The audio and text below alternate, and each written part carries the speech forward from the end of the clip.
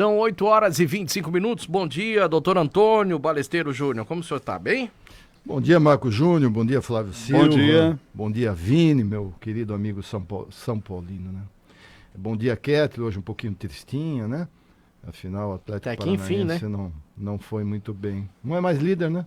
Não. Não é mas líder com quatro rodadas é piada, né?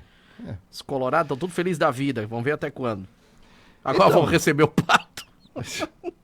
Vamos falar de coisa séria, Balesteiro. Deixa o futebol que nós já falamos, né? Sim. O Pato rescindiu com São Paulo. Coisa boa, você não tá feliz? Eu não tô feliz com São Paulo, mas enfim. Ah, tá bom. Mas vamos lá, vamos falar de coisa boa. Coisa boa, vacinas, né? Vamos esclarecer as vacinas, uma coisa boa a ser falado aí. Estava até comentando com você, tem 2 vacinas aprovadas já emergencialmente no mundo. E a primeira pergunta, Balesteiro, já vem justamente partindo desse ponto, né? Qual é a mais promissora nesse momento? Olha só, Flávio Silva, nós temos 165 em testes no mundo. Destas, por volta de 30 estão em fase clínica. 2 aprovadas emergencialmente. A da CanSino, chinesa, tem 4 chinesas, tá? Uma delas é da CanSino. E a outra é a russa, que depois até eu vou comentar um pouco mais. Ela é totalmente diferente, feita pelo Instituto Gamaleya, que foi ali que foi desenvolvida a vacina Sabin, tá? E muita gente critica e tal, e tem poucos dados científicos. Qual é o grau de confiabilidade, né? Porque na realidade ela foi aprovada mesmo estando em segunda fase.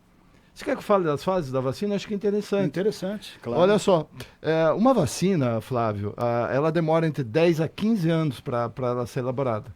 A que foi elaborada em menos tempo foi do Ebola, o Everbo, tá? Em 2019. Levou 5 anos. Tá? E tem várias fases. Então, primeiro você vai identificar, você vai analisar o patógeno, quer dizer, o causador da doença, vai identificar o melhor antígeno, quer dizer, aquele vetor que você vai trabalhar para gerar um anticorpo. Aí você entra em fase pré-clínica, onde você vai testar em animais, normalmente ratos de laboratório ou macacos. Por exemplo, a de Oxford, tá? é um adenovírus de chimpanzé, tá certo? Vencida essa etapa, tá? Que demora um certo tempo, viu? Você tem 3 fases clínicas, que daí é testes em humanos. A primeira fase vai testar num grupo pequeno de pessoas que não são aquele grupo de risco. Tá? Você vai analisar a segurança da vacina. Na segunda fase, você começa, um número maior de pessoas, você começa a analisar a segurança e eficácia. E a terceira fase é um número muito maior. Nós temos hoje entre 6 e 8 vacinas na terceira fase. Por exemplo, a vacina russa, né, segundo consta, ainda está na segunda fase. E eles mesmos já falaram que a vacina russa ela vai ser indicada, né, para pessoas entre 18 e 60 anos. Portanto, você não entra no grupo de risco. E aí tem um outro problema, você vai me fazer mais perguntas. Quando eu tiver definido uma vacina, né, você vai ter que ver qual o grupo que vai atingir.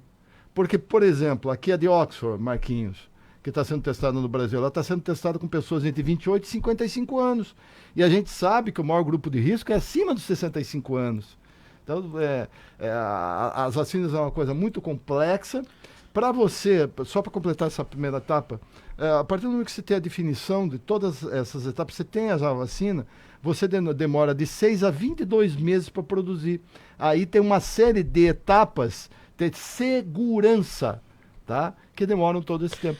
Então não é uma coisa tão simples. Vacinando as pessoas nessa faixa etária, eu estou aqui imaginando, vamos supor que se caminhe para esse lado, doutor, talvez as pessoas do grupo de risco e com mais idade, que não estão dentro dessa faixa etária, acima de 60 anos, terão que permanecer por um pouco mais de tempo, digamos assim, naquele isolamento vertical que nós falávamos, tá? Porque aí não haverá o perigo das pessoas saírem e voltarem com o vírus para dentro de casa, pois estarão imunizadas, né? Dentro do que você está falando... Me passou assim na cabeça agora. Olha só, mais alguns dados. Hoje o mundo tem capacidade de produzir 2 bilhões de doses por ano.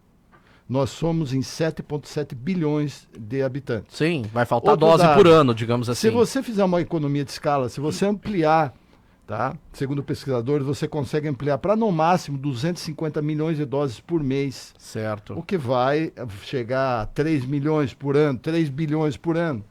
O próximo disso. Ainda é pouco. Outra coisa, que já está sendo discutido e tem um fundo mundial, tá? Que cada país que quiser entrar, ele paga 20% já de valores em cima do volume de doses que quiser, para a primeira vacina que tiver, já ser disponibilizada 20% para cada país do mundo. Fala, mas eu tenho a de Oxford aqui, eu tenho a da Sinovac no Brasil. Sim, mas o que adianta imunizar o Itapema se Balneário Camboriú está contaminado? O que adianta imunizar o Brasil? Como é que faz? Fecha a fronteira com a Argentina? Fecha a fronteira com a Bolívia? Você entendeu? O problema é mundial. Então, o que você está falando de estratégia de imunização vai depender muito de qual a eficácia da vacina, e uma vacina aceita tem que ter pelo menos 70% de eficácia. Qual vai ser o público-alvo atingido? Por exemplo, as vacinas testadas até agora vão até 58, 60 anos no máximo. Pois é. O tempo, quantas doses serão? Por exemplo, a russa são 2 doses com 2 vacinas diferentes, num tempo de 21 dias entre uma e outra, vacinação cruzada, usa 2 vetores diferentes, o adenovírus e o coronavírus, é uma vacina totalmente diferente das outras, tá? Será que vai ser eficaz? Quanto tempo vai demorar para imunizar a população? Perante todas essas situações que você vai ter quando a vacina estiver pronta e ter uma logística de imunização, apesar do programa brasileiro de imunização ser muito referendado, tá? Tem uma logística. Por exemplo, você começar em janeiro a imunizar, você vai ter o resultado disso, e a tendência é primeiro semestre do ano que vem, né? Vamos ser realistas. Se você tiver vacina agora em outubro, para você produzir com toda a segurança, e essa etapa de produção, 6 a 22 meses. Então você já está respondendo parte da nossa pauta aqui. Por exemplo, quando a gente falou, perguntou para você antecipadamente, a dose deverá ser única ou anual, vai depender da forma como foi feita a vacina. Respondendo ainda aquela pergunta anterior, como é que faz com o seu João, com a dona Maria, que tem mais de 65 anos? Quando você tiver todas essas perguntas respondidas, você vai ver qual vai ser a estratégia. Uma estratégia que vai ser adotada vai ser primeiro vacinar os profissionais de saúde. Isso é pacífico. Outra que está em discussão é se vacina, dependendo da vacina possibilitar isso, as pessoas do grupo de risco da maior idade ou vacina as crianças, porque as crianças trazem, elas são assintomáticas na maior parte, mas elas que contaminam os idosos, não é? E elas vão ter que ir para a escola, então é melhor vacinar elas para você evitar... Estão imunizados, não trazem a doença. Porque não vai ter vacina para todos, entendeu? Então, para completar a tua pergunta. E ainda, completando um pouco mais, gente, uma pandemia é uma coisa longa. Mesmo que você tenha vacina, é uma ferramenta fundamental. É objeto de consumo de todos nós, eu me incluo entre eles. Tanto que a vacina russa chama Sputnik V, porque se tornou uma nova busca do homem no espaço. Essa vacina. Agora, ela é uma ferramenta importante, mas o distanciamento social não vai poder ser deixado de lado. Nós vamos demorar 2, 3, 4 anos para vencer essa pandemia. Então, a gente vai vir para um novo normal, tem que ter consciência disso. E os governos têm que ter consciência das testagens, que são importantes, de todos os mecanismos de prevenção, para evitar que vá para o ambiente hospitalar e, principalmente, para se evitar as mazelas que causaram isso, né, Flávio Silva? Mas você fez uma outra pergunta que eu até me esqueci ali, que acho que também é importante. Você fala das promissoras, né? E é importante nesse momento também a gente saber em quais destas o Brasil é parceiro, para poder ter aí esse 20% que você relatou há pouco aqui. Olha, o 20% é um fundo internacional, que eu não sei se o Brasil está participando, tá? Daria 20% porque, na verdade, todas as vacinas, tem 165 em estudo, 30 estão em fase clínica, 6 a 8 já estão em terceira fase, que eu expliquei o que é. Sim. Tá? E 2 estão aprovadas emergencialmente, a da CanSino chinesa e a Sputnik V. A CanSino está em terceira fase, a Sputnik V está em segunda fase. Só que é um modelo de formatação, de formulação de vacina totalmente diferente. Eles não passam dados lá também, mas o Instituto Gamaleya é muito referendado, tá? E isso a gente não pode ter ao mérito, mas não se tem dados para você falar se é uma coisa realmente viável ou não. Mas você quer saber... Então, eu não sei se o Brasil está participando desse fundo. Sim. O que nós temos dessas 6 ou 8, as mais promissoras, são a Moderna, né? A americana, é vista como muito promissora. A de Oxford, com certeza, ela usa um adenovírus atenuado. Ela, inclusive, por usar um adenovírus atenuado, ela permite que pessoas com comorbidade usem. Tem isso também, se a vacina vai permitir que pessoas com comorbidade sejam imunizadas. Isso tem que ser avaliado. Nós temos da Sinovac, que está sendo testada no Brasil, tanto ela quanto de Oxford. Ela usa um coronavírus, ela é mais tradicional zona, mas é muito bem referendada. Aí tem uma parceria com o Brasil, então, do Brasil com esses laboratórios. Só para encerrar, as que são que estão mais bem referendadas, assim, o que se tem mais otimismo com relação a elas. Você tem da BioNTech, Pfizer, tá? Uma vacina também muito bem situada. A Sinopharma, uma outra chinesa, tem 4 chinesas, também muito bem situada. O Brasil, ele tem 2 parcerias instituídas nesse momento. Uma pelo governo federal, que destinou, inclusive, 2 bilhões para esse fim, né? Com a Oxford, a vacina de Oxford, da AstraZeneca, né? A farmacêutica AstraZeneca, e a Fiocruz está sendo preparada para isso. Você sabe que a Fiocruz tem 2 fábricas, uma fábrica de medicação e uma fábrica de vacinas, que são os principais fornecedores do Ministério da Saúde e da América Latina. Então eles estão preparando a Biomanguinhos, esses 2 bilhões também servem para isso, para preparar ali as vacinas, tá? Com transferência de tecnologia. E transferência de tecnologia é muito importante, viu? Porque daí você vai poder fabricar aqui, Marquinhos. Existe também uma parceria do governo do Estado de São Paulo, né, com a Sinovac, e com o governo chinês e com a farmacêutica Sinovac. O Paraná também anunciou que tem uma parceria com a Ainda Rússia, não está né? afirmado. Sim. Mas Até porque tem que passar pela Anvisa, né? Não é assim, tem uma parceria aqui, vamos fabricar. Não, calma aí, não é bem assim. A Anvisa já falou, como é que é os estudos, né? Como é que foi ainda preparado? Nem a OMS tem os estudos. Exatamente, né? É muito importante quando a gente fala em transferência de tecnologia. Isto. Tá? Porque daí e você vai pensar na Fiocruz, já falei, tem a Biomanguinhos. E o Instituto Butantan também é outra potência, poxa. Então eles têm condições de fabricar vacinas, tá? Então isso é importante. E fora as empresas brasileiras que se uniram para que pudessem ajudar em construir uma fábrica, doaram essa fábrica no Rio de Janeiro, não sei se você chegou a ver a matéria. Eles estão ampliando a Biomanguinhos. Isso, exatamente. Porque você já tem a eu acho uma iniciativa perfeita. Lembra que você falava lá no início da pandemia das empresas nacionais se unirem? Você estimular as empresas nacionais. Isso, exatamente. Isso está acontecendo sem estímulo dos governos. Lamentavelmente, eles estão vendo a realidade.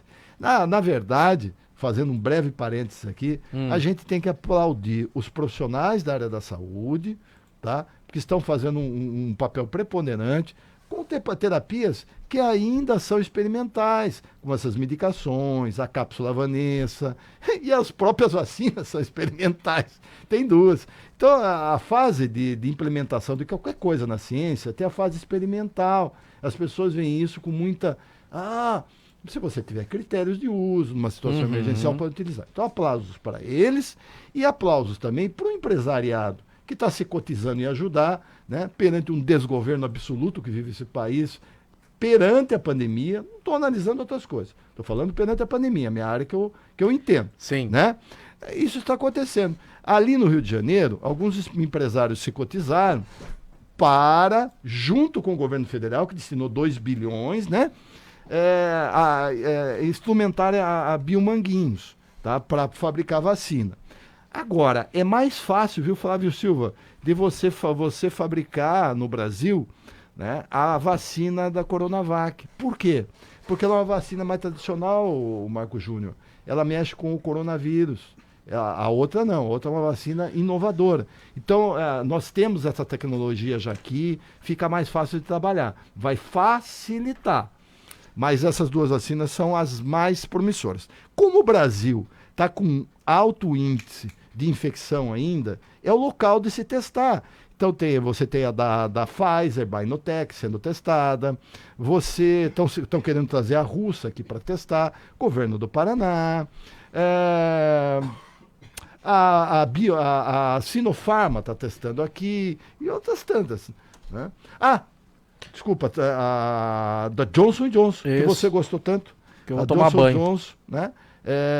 São 4 que estão com autorizações já. As outras estão com solicitação. A 4ª foi da Johnson & Johnson essa semana. Nós vamos para um rápido intervalo, às 8h41. Da volta, a gente continua falando de vacina. Se você tiver alguma pergunta, quiser interagir com a gente, você pode, obviamente, aí interagir. E eu volto, Flávio, depois do intervalo. Eu quero dar o nome das empresas que vão ajudar a esta fábrica. Eu acho que é importante, nesse momento, a gente saber das empresas que estão se importando com o nosso novo normal, se importando com o seu dia a dia. Porque sensibilidade social. Exatamente, né? Não é só o lucro. Estão pensando... É óbvio, é claro que eles dependem do lucro, mas eles estão pensando nesse momento, olha, vou investir aqui, porque eu sei que se eu não investir aqui, o amanhã vai ficar difícil, como já está difícil para muita gente.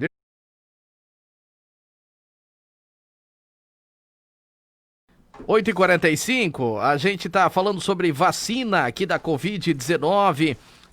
Lembrando que recebemos a informação que o Brasil está desacelerando nesta manhã, para você que nos acompanha, como os ouvintes dizem aqui no Facebook, isso a Globo não mostra, desacelerando no sentido, como diz a Imperial London College, né, que faz o estudo toda semana. Nós chegamos a ter uma taxa de transmissão de 2,81, nesse momento é abaixo de 1, o que é importante, embora um platô seja alto, mas é uma informação a curto prazo. Se a população continuar fazendo o seu papel, de respeitando as diretrizes de isolamento, higienização, uso de máscara, a gente vai passar por esse momento dificultoso, embora a região sul do Brasil, nesse momento, é a que mais sofre. Ô, Balesteiro, deixa eu te perguntar aqui, ó. 30 milhões de pessoas foram vacinadas com a gripe H1N1. Mais ou menos, do grupo de risco entre os profissionais de saúde. Foram 3 meses basicamente de vacinação. Me ajuda, Flávio. Eu não concordo com a vacina, eu não tomo essa vacina, faltou vacina pra mim, tá? O prefeito não sei o quê, o presidente, o governador, de tudo que você imagina, fora as fake news, né? Essa vacina mata, não vai atrás. Nós estamos falando de vacinar a população brasileira e a mundial, obviamente. A gente já falou aqui que não vai dar para vacinar em um ano 8 bilhões de pessoas, mas vamos se concentrar no Brasil. Vamos lá, nós temos estrutura para iniciar imediatamente uma ampla imunização da população. Temos a expectativa de quanto tempo a população vai começar a receber as primeiras doses, e ainda há condições de vacinar toda a população em um ano depois da descoberta da vacina? Da descoberta não, vamos dizer assim, da aprovação, né? Porque descoberta não, já foram descobrido que há um caminho. Aí quando ela for aprovada, aí começa... Tem 2 aprovadas emergencialmente. Tem esse relevo, repito, né, da CanSino e a Sputnik 5. Mas, entre aspas... Expectativa para começar a receber as primeiras doses. Vamos entender. Tá. As vacinas, tá, elas estão na 3ª fase de pesquisas. Certo. Na 2ª para a 3ª fase, você identifica se é 1 ou 2 dosagens. Tá. Por exemplo, a Oxford queria fazer uma dosagem, agora eles já pediram uma nova... um novo modelo de pesquisa para o Ministério da Saúde para 2 dosagens. Estão vendo que talvez precise de 2. Eu acredito que a maior parte das vacinas, se não todas, serão 2 doses. Tá. Então a logística se torna muito mais complexa. Em vez de 212 milhões, estamos falando em 420 milhões de doses. Ponto. Brasil. Segunda coisa.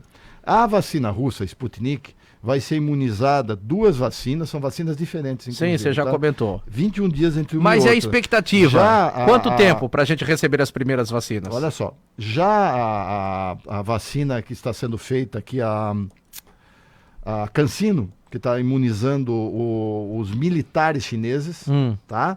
É 15 dias, são 2 doses com intervalo de 15 dias. Tá. A partir do momento que você definiu-se a vacina em outubro, tá? Você começa a produzir isso. As etapas de produção são muito rigorosas, demora de 6 meses a 22 meses para você produzir lotes de vacina, que tem etapas de controle, senão você pode causar um dano muito severo à pessoa. Ponto. Segunda coisa, você tem que ver a eficácia real dessa vacina. Para ela ser aprovada, tem que ter pelo menos 70%. Tem que ver o público-alvo. Eu estou te falando, eles estão testando em população de até 60 anos, de 18 a 60 anos as vacinas. Então você vai ter que identificar tudo isso daí para ver quem você vai imunizar. A partir disso, você tem que entender que tem toda uma logística de produção e de imunização. O mundo, não estou falando do Brasil, o mundo consegue produzir hoje 2 bilhões de doses por ano. O mundo! Quer dizer, o Brasil também tem um limite de produção. Então eu acredito que se você tiver vacina, você vai começar a imunizar dentro de todas essas circunstâncias a partir do primeiro semestre. Acredito que ali por fevereiro, março de 2021. Do ano que vem, do essa ano que expectativa. As primeiras doses, As primeiras doses dentro de um público específico. Tá. Para você imunizar toda a população brasileira, eu não sei nem se isso vai ocorrer, porque eu não sei se a vacina vai poder ser dada para todos. Entendi. Tem que ver os resultados. Segunda coisa, se você... Vamos supor que você conseguisse imunizar toda a população brasileira, tivesse logística. E não tem. Tá? Não tem logística para você fazer. Você demora um ano para fazer isso, vamos supor. Ou meses. Você teria o resultado disso depois. Se você conseguisse imunizar toda a população brasileira até março, você teria o resultado disso em imunização no final do ano. Entendeu? Porque ela leva tempo para fazer efeito, é isso? Tem todo para fazer efeito na população. Esse efeito... Gerar o anticorpo. Isso, gera uma análise continuada. Então eu acredito que a partir do momento que nós tenhamos vacina, e é um ganho, gente, tá? É um ganho, é que as pessoas relativizam esses ganhos, porque o Brasil nunca passou por guerras, Sim. O Brasil nunca teve que ficar em confinamento. Então isso aqui é o fim do mundo. A Europa está acostumada com isso, apesar de ser um período difícil. Não é verdade? Então vamos lá. Eu acredito que para a gente conseguir, tendo vacina, as pessoas se conscientizando que tem que controlar, ter medidas de higiene, usar máscara. Máscara protege 40%, né, contra a infecção. Você fazer um distanciamento social, os governos fazerem testagem, Flávio Silva. Senão, por exemplo, nós estamos em desaceleração, estamos em modo Rubinho Barrichello aqui no Brasil, né? É isso? É isso, estamos em desaceleração. Ótimo, mas você não consegue analisar isso porque você não faz testagens e você acabou fechando em platô alto, o que é perigoso. É bom sobre um certo lado? Muito bom. Mas e se fizesse testagem, se analisasse isso, se potencializasse isso, as pessoas estivessem conscientes, não seria muito melhor? Claro que seria. Então tem que entender que efetivamente a gente tem que continuar fazendo a nossa parte para você conseguir equilibrar toda essa situação, Flávio Silva, a partir da vacina estando feita e a população sendo imunizada, é por volta de 2 anos. Essa questão da testagem, Flávio, até porque a matéria de jornal local hoje está questionando aí sobre a qualidade dos testes em Itapema. A gente já repete aqui desde o início da pandemia que teste rápido, segundo estudos, tem 30% de eficácia. Quantas vezes a gente falou isso aqui? Com diretrizes, com critérios. Com diretrizes e critérios. Mas é o que os municípios têm, porque o RT-PCR é muito caro. Não, exato. É que na verdade é assim, a gente não pode fazer politicagem. Marquinhos, só para fazer um parâmetro aqui. Não vai dar tempo, eu defendo de uma maneira muito purista o RT-PCR. Sim. Só que o RT-PCR é o padrão ouro. Vai custar em torno de R$110 por cidadão, tá? Imagina para você... Tá custando 250 em média. Sim, mas se você for comprar em escala, sim. você se cotizar regionalmente pela ANA, sim, você vai achar, vamos lá, 110, R$120, sim. Tá? Isso é um custo bastante alto. Bastante. Então você procura fazer outras políticas, você procura implementar outras ações. É o que tem. Dá para vocês entenderem? Não é o ideal. Não é o ideal. Mas é o que tem. Seria possível se o governo do estado tivesse essa visão, tivesse políticas regionalizadas. E que tivesse outra opção. É lógico. Entendeu? Por exemplo, mas não adianta ficar criticando. E aí que entra, os Estados Unidos estão desenvolvendo um sistema de teste pela saliva. Já está no Brasil. Já está no Brasil, né? E então, é para anticorpo também, é que nem o RT-PCR para coleta. Desculpa a expressão, é de manhã cedo, talvez você esteja tomando café, mas é que você precisa usar a expressão para que você possa entender. Você vai cuspir num potinho, entendeu? E a comprovação dele chega a ser quase igual ao RT-PCR. Tá? Do que é o considerado o padrão ouro. Bem diferente, por exemplo, do teste rápido hoje. Ele vai identificar o anticorpo, né? Isso. Então ele pode ser utilizado para sintomáticos e assintomáticos. Exatamente. Só que Tudo isso é muito novo. Então, assim, o que se tem disponível hoje é o sorológico, RT-PCR e o rápido. Tá surgindo novos aí, obviamente porque eles viram a necessidade de testar a população para que possa se ter o controle da doença. Nós estamos falando de pandemia. Nós estamos há 6 meses de pandemia no mundo, 8 meses. Começou a vir as notícias em novembro lá da China, né? Entramos 2020, nós estamos no dia 20 de agosto. Então, assim, nós precisamos ter muito cuidado, muito carinho, não ser politiqueiro, para neste momento a gente fazer análises concretas e corretas sobre a pandemia. E outra coisa, Marco Júnior, só para encerrar esse tema, eu entendo que uma pandemia, tá, e muitas outras soluções, mas vamos falar só da pandemia. Você não tem soluções caseiras, você tem soluções regionalizadas. E eu vejo que os próprios prefeitos, eu tive ouvindo áudio esses dias de prefeito, o próprio prefeito da ANF tem prefeito que não participa, cara. Os prefeitos acordam alguma coisa, tô mentindo, Marco Júnior, e tem prefeito que não faz. Então é muito E quando complicado. Participam dá uma confusão. Dá uma confusão, quem tem que vir aqui, né?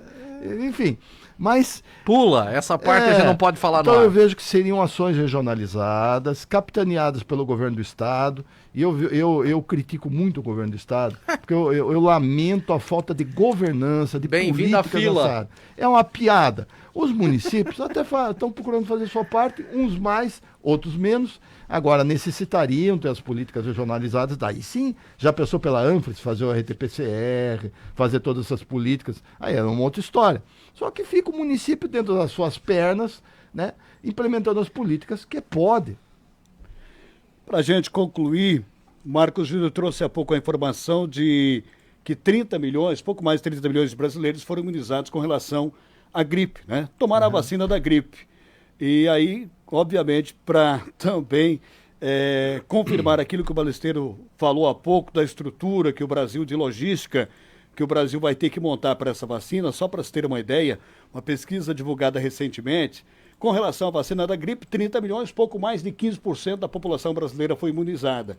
Com relação à vacina da coronavírus, assim que ela estiver disponível, 89% dos brasileiros querem ser imunizados, querem tomar a vacina. Claro. Então, imagina só a estrutura que vai ter que ser montada para poder atender a todos esses brasileiros. Tudo isso a gente fala agora para encerrar e já agradecendo ao Balesteiro, porque a gente já está avançando no horário aí que o Beto nos permite.